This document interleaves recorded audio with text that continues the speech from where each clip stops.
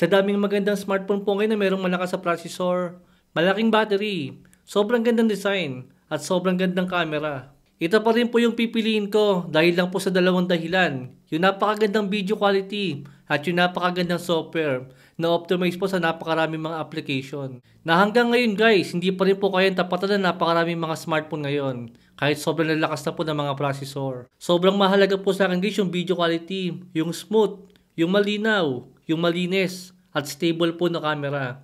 Dahil yan po guys ang ginagamit ko sa pagre-record ng mga video natin. At dito rin po ako nag-e-edit. At dito rin po ako nagpo-post. Dito po sa smartphone na ginagamit ko ngayon. Simula nung gawin ko po yung channel natin, naghahanap po talaga ako ng magandang laptop na gagamitin pang edit. At long story short, wala guys. Hindi po sapat ang Core i3 na laptop para gamitin pang edit po ng mga video. Proven and tested ko po yan guys dahil nga po bumili ko ng laptop na meron pong Core i3 na processor. Ang problema guys, napakabagal po niyang gamitin. Especially pang editing nga po ng mga video. Pero nung sumubok po ako ng isang smartphone, actually hindi pa nga po high-end na processor yon. Mid-range lang po siya na smartphone. Pero nagulat ako guys. Mas maganda pa po yung performance. At mas smooth pa pong gamitin pang edit. Yung pinakamismong smartphone po natin. At yung ginagamit ko pang edit guys ay yung pong Adobe Rush. Simple lang po siya. Meron po siya sa may tablet. Meron po siya sa may smartphone. At meron po siya sa may PC. Pero guys, mas smooth po yung pag-edit ko sa may pinakamismong smartphone ko. Compare nga po sa may laptop na binili ko. Kaya in the end guys, binenta ko rin po yung laptop. At dito na nga po ako nag-edit sa may pinakamismong smartphone ko. At Android smartphone po yun guys.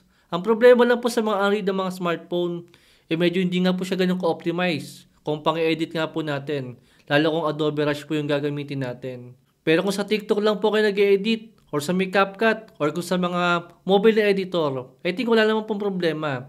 Pero kung medyo pang long form na po na video yung i-edit natin, doon na po natin makikita na talagang mahihirapan po yung mga video editor na ginagamit nga po dito sa mga smartphone natin. Dahil sa totoo lang po guys, hindi po sapat ang gaming test para po makita natin ang pinaka-performance po ng isang smartphone. Kung maganda po ba yung processor niya, or kung stable po ba yung kanyang software na ginagamit dyan. Pero kung usapang video editing guys, ibang usapan po yan. Dahil pag nagsimula na nga po tayo mag-edit sa may pinakamismong smartphone natin, doon po natin makikita na hindi po porket malakas yung smartphone natin, magiging smooth na po yung gagawin natin na pag-edit dyan. Tulad po ng Samsung Galaxy S25 Ultra, nakagamit po ako niyan guys. Meron po siyang 8 Elite processor. At nung sinimulan ko na nga po mag-edit sa kanya, doon po guys, nahihirapan po ang S25 Ultra. Hindi po dahil mahina siya, kung hindi dahil hindi nga po optimize yung software po na ginagamit ko sa pag-edit ng mga video. Yun nga po guys yung Adobe Rush. Makakapag-edit po kayo sa may Galaxy S25 Ultra, pero hindi nga lang po ganun ka-smooth tulad po na nandito sa mga iPhone ngayon. Nagsimula po ako guys gumamit ng iPhone para gamitin pang edit at pang video nung panahon po ng iPhone 11 Pro Max. At nagulat ako guys. Ang gamit ko po ng Samsung dati is itong Samsung Note 10 Plus. Actually okay naman po yung performance niya. Nakakapag-edit po ako dito at nakakapag-shoot po ako ng video. Ang problema lang po, nung gumamit ako ng iPhone, napakalaki po ng difference guys. Night and day po yung difference niya sa may performance. Talagang makikita po natin yung difference nila. Hindi ko po kayo ina-encourage sa iPhone 17 Pro Max na gamit ko ngayon. Dahil kahit nga po iPhone 12 Pro Max or mga lumang iPhone na mga Pro Max, okay din po yan. Kahit nga po yung mga regular version po ng mga iPhone, napakaganda rin po ng mga video quality niyan. At napakaganda po ng mga software. Kung yan nga po yung kailangan nyo sa isang smartphone ngayon. Yes guys, alam po hindi po budget friendly ang mga smartphone nga po ni iPhone. Pero po sa katulad ko, na ginagamit po pang edit at pang video at nakakatulong po sa akin. Kaya iting logical pong bumili ako ng ganitong klase ng smartphone. Dahil nga po nagagamit ko siya at napagkakakitaan ko nga po. Dahil para po sa akin guys, meron pong tatlong klase ng tao. Meron pong tatlong klase ng tao na bumibili po ng mga iPhone. Siyempre, unang-una nga po dyan yung mga mayayaman. Siyempre, marami kang pera. Siyempre, mag-iPhone ka. Then, pangalawa po, yung mga katulad ko, na ginagamit nga po pang video. At pag-edit ng video, ito pong pinakamismong smartphone nila. At pangatlo po guys, yung mga taong walang ipon, pero mga naka-iPhone. Dahil kahit saan po talaga natin tingnan, talagang napaka-overpriced. At sobrang mahal. Sagad-sagaran po sa overprice sa mga smartphone po ni iPhone. Tulad nga po ng 17 Pro Max. Lalo pa guys, kung kukuha po tayo ng mga matataas na mga storage. At sa kulang 2 weeks ko nga pong gamit ang iPhone 17 Pro Max, isa lang po ang masasabi ko sa kanya. Sa lahat po ng iPhone na gamit ko, ito na po ang pinakamaselan gamitin. Dahil nga po dito, sa napakalaking camera module niya, na dapat po nating ingatan. Dahil nga po napakadali niyang magasgas. Nakakatakot po siyang magasgas. Dahil sa dami nga po nag-review ng iPhone 17 Pro Max, sobrang dali nga daw po niyang magasgas.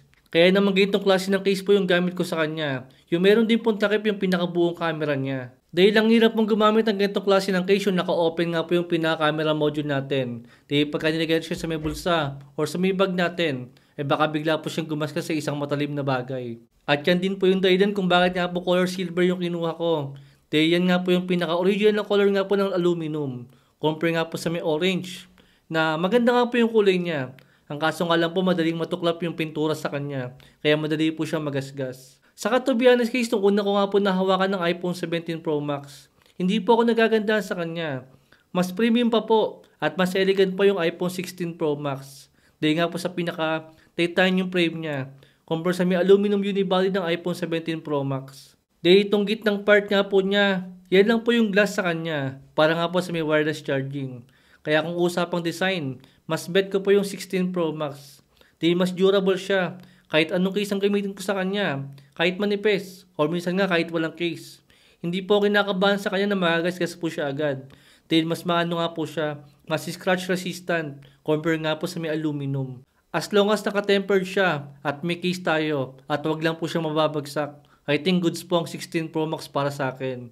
Compare nga po sa may design ng 17 Pro Max, na medyo hindi po siya ganun ka-premium para sa akin. Recommended lang po guys ang iPhone kung gusto nyo nga po ng pinakamagandang video quality. Tapos kung gagamitin nyo nga rin po pang edit. Any model po ng iPhone pwede yan, kahit po mga lumang model. Actually meron po akong gustong subukan na Android phone. Curious po ako kung gano'n daw po kaganda yung video quality niya. Yun nga po guys yung Vivo X200 Pro. Gusto ko po siya masubukan, kaso masyado pang mahal. Maybe sa mga susunod na model po ng Vivo X300, gusto ko po yung masubukan kung kaya po ba niyang tumapat sa may video quality nga po ng iPhone. Pero para sa akin kung usapang performance naman po sa may gaming, bumili na lang po kayo ng murang 8 Elite na smartphone na nasa around 20k nga po yung presyo. Dahil mas maganda pa po yung performance ng 8 Elite kaysa po sa may performance po ng iPhone 17 Pro Max. Sadyang napakaganda lang po talaga ng iOS pagdating nga po sa may software. Pero kung hindi nyo naman po gagamitin nyo na napakagandang video quality niya, sayang po guys yung binayad natin. Dahil yun po talagang nagpapaganda sa mga iPhone nga po ng mga smartphone ngayon. Itong buong video po natin guys, dito ko po yun inedit sa may iPhone 17 Pro Max. Then lahat naman po ng shots natin, ito pong video nyo to guys, kuha naman po yan sa may 16 Pro Max. Pero pagka po pinapakita ko yung 16 Pro Max, syempre doon ko po yung kinuha sa may 17 Pro Max. Vice versa lang po yan guys. Yun po guys, share ko lang po sa inyo kung gusto nyo nga po ng magandang video quality at gusto nyo nga rin po ipang edit. iPhone po ang pinaka-the best para dyan. Thanks for watching.